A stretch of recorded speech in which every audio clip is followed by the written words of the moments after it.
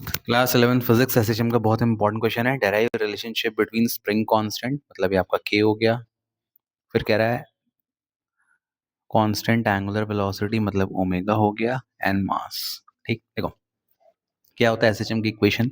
SHM में जो force लगता है, फोर्स का फॉर्मूला होता है minus k into x, where x is displacement from the mean position. Force हमेशा डिस्प्लेसमेंट के अपोजिट लगता है, जैसे पेंडुलम है ना, तो पेंडुलम मान लो इधर जा रहा है, ये इस तरफ जा रहा है, तो जो फोर्स है वो उसको इस तरफ खींचेगा, तो ये माइनस के एक्स। फिर फोर्स का एक और फॉर्मूला होता है मास इनटू एक्सेलरेशन।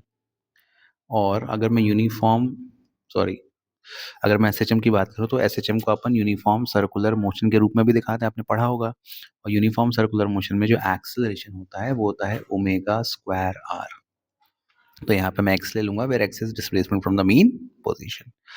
अब दोनों फोर्स इक्वल है, मुझे केवल ओमेगा निकालना है, तो मैं माइनस साइन को इंक्लूड नहीं करूंगा, इसका मॉडुलस लेके करूंगा। तो दोनों को आप इक्वेट कर दो, k x is equal to m omega square x, x x cut गया, तो आपका फॉर्मूला आ गया k by m is equal to omega square. तो ये के की ये वैल्यू आ गई और ओमेगा की वैल्यू आ जाएगी omega is equal to under root of k by m. बहुत इंपॉर्टेंट फॉर्मूला है और बहुत बार यूज होगा। Thank you for watching, bye bye.